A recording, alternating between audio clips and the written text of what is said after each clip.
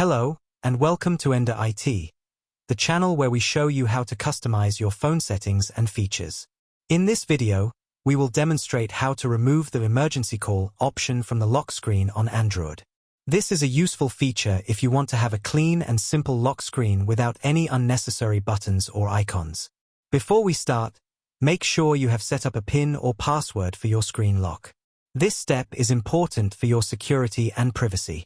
Now, let's see how to remove the emergency call option from the lock screen on Android. It's very easy and only takes a few steps. Follow along, and you'll be done in no time.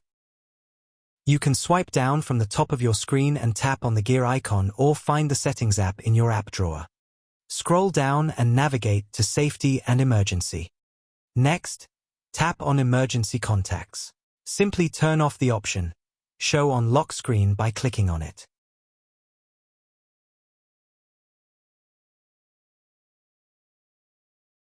Now, if you lock your device, swipe to unlock, and tap on Emergency Call, you'll see that the emergency call option has been removed from the lock screen. That's it for this video. We hope you found it helpful. Don't forget to like and subscribe to our channel for more useful videos like this. Thanks for watching.